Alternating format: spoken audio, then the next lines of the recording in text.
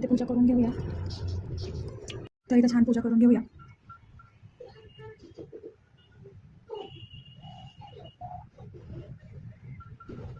पिठाची छान सुंदर पूजा झालेली आहे.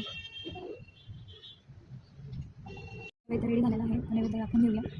चला तर आज बनवणार आहे बटाट्याची भाजी. त्यासाठी टमॅटो कढीपत्ता मिरची कोथिंबीर कापून घेतलेली आहे. तर चला आता फोडणी देऊया. इथे तेल गरम होत आहे. तेल कमी वापरायचं आहे. बटाट्याची भाजी अशी तेल सोडते तर आपण सुकी भाजी करणार आहोत इथे आज. चला तर मग फोडणी देऊया. आधी मोहरी मग जिरं टाकूया. तडतडलीची मिरची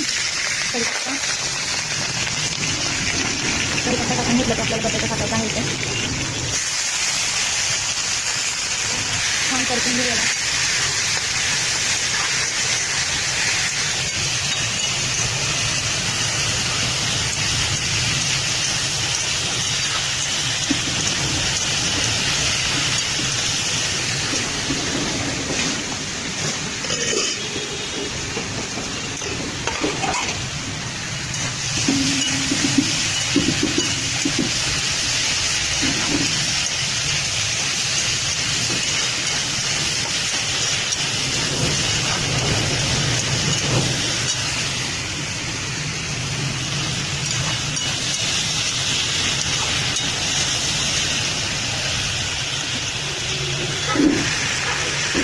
छान परतून घ्यायला हळद टाकूया.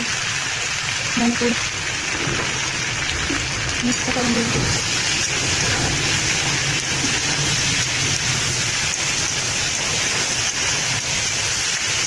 टाकूया. टमॅटो टाकूया. आता चांगली तरी कसं मीठ टाकूया. आणि अशी सुका बटाटा तुम्ही पण बनवून बघा. खूप छान लागतं हिरव्या मिरचीचा. म्हणजे मी वाटण नाही टाकलेला आहे कारण की एवढंच पण खाते म्हणून असंच मिरच्या टाकते मी. कट नाही करत असं बारीक. आता मिक्स करून घेतला त्याला वापरायला ठेवूया. आता त्याची भाजी रेडी झालेली आहे. आता चपात्याला करून घेऊया. इथे छान असा फुलका बनवून घेऊया कारण की त्यांच्या डब्याला फुलकेच त्यांना आवडतात. तेलाची चपाती जास्त खात नाहीत. ते आवडत नाही त्यांना. तर मस्त तिथे भाजून घेऊ.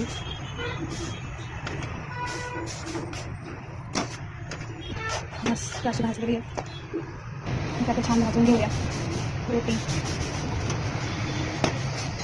त्याचा फुलके रेडी झालेले आहे. तर तूप लावून घेऊ छान. आणि त्या डब्यात त्याचं टिफिन झालं रेडी. तर आता तुपाची चपाती करते युवराजसाठी. लहान मुलांना असं तूप खायला घाला. थंडीचे दिवस खूप आहे त्याच्यासाठी तुपाचं खायला घाला. तर त्याला चपाती लाटून घेऊ. मस्त अशी तूप लावून भाजून घ्या चपाती. तर मग बाकीच्या चपात्या पण लाटून घेऊ. आता इथे चपात्या लाटून झालेल्या आहेत. तर चला आता युवराजला जेवायला घालूया कारण की तो खात नाही. तिखट नको करतो पण मी त्याला आता तिखट द्यायचा प्रयत्न करते. जेवढं होऊ शकेल तेवढं खायला घालते तिखट. आता तर युवराज इथे जेवण करते आता.